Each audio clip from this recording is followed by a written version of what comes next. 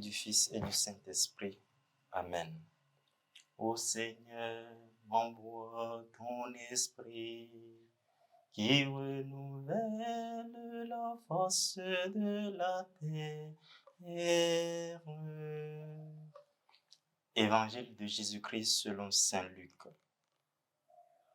En ce temps-là, du milieu de la foule, quelqu'un demanda à Jésus, « Maître, dites à mon frère de partager avec moi notre héritage. » Jésus lui répondit, « Homme, qui m'a donc établi pour être votre juge ou l'arbitre de vos partages, puis s'adressant à tous, gardez-vous bien de toute avidité, car la vie de quelqu'un, même dans l'abondance, ne dépend pas de ce qu'il possède. » Et il dit cette parabole. Il y avait un homme riche dont le domaine avait bien rapporté. Il se demandait, que vais-je faire? Car je n'ai pas de place pour mettre ma récolte. Puis il se dit, voici ce que je vais faire.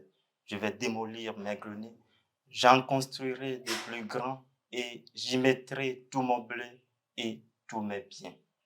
Alors, je me dirai à moi-même, te voilà donc avec de nombreux biens à ta disposition pour de nombreuses années. Repose-toi, mange, bois, jouis de l'existence. Mais Dieu lui dit, tu es fou. Cette nuit même, on va te redemander ta vie et ce que tu auras accumulé, qu'il aura. Voilà ce qui arrive à celui qui amasse pour lui-même, au lieu d'être riche en vue de Dieu. Acclamons la parole de Dieu.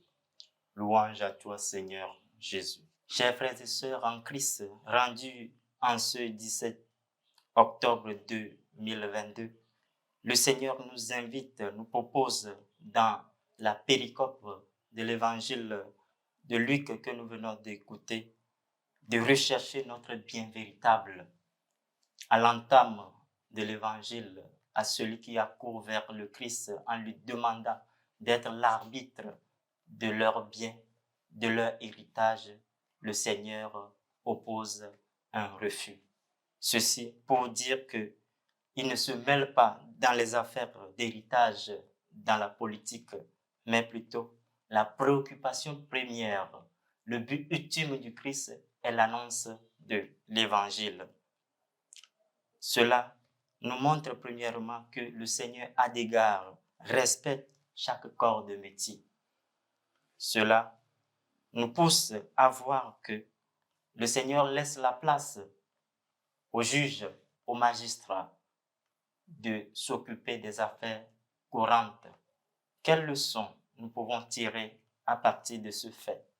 Souvent, nos chrétiens nous poussent et nous invitent ou regardent dans les pasteurs ce qu'ils ne sont pas.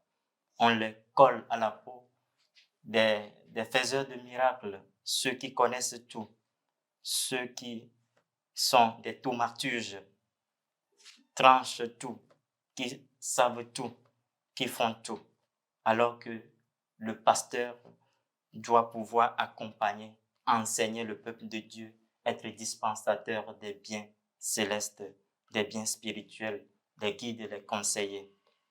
À la suite de l'évangile, on voit la parabole que relate le Christ de l'homme riche, celui qui a vu fructifier son champ et il a été épris à vivre dans l'abondance. Cela peut nous guetter, nous aussi, à centrer notre vie sur le matériel, ce matériel qui ne conduit pas au bien céleste. Le matériel, l'opulence, a poussé l'homme riche à se centrer sur lui-même. Voilà pourquoi il dit, je vais démolir, je vais construire, je vais mettre tout mon blé, je dirai à moi-même, mange, bois et jouis de l'existence. Voilà ce qui arrive à celui qui court derrière le matériel et se centre sur lui-même. Il nous arrive aussi parfois de vivre dans l'abondance, dans l'opulence et dans la démesure, alors qu'à côté de nous, il y a des gens qui souffrent. Il nous arrive souvent de jeter la nourriture, de brûler nos vêtements, alors qu'on peut s'en servir dans notre paroisse. On peut les donner à la Caritas. Nous dépensons des fortunes pour nos plaisirs, pour servir nos avidités, alors que le pauvre Lazare à côté de nous souffre. Dans nos labeurs, dans notre pèlerinage vers le Seigneur, demandons-lui de nous donner la force pour faire l'utilisation saine, mesurée et sage des biens que nous avons, les biens de ce monde, pour hâter les biens célestes maintenant et pour les siècles des siècles. Au nom du Père et du Fils et du Saint-Esprit. Amen.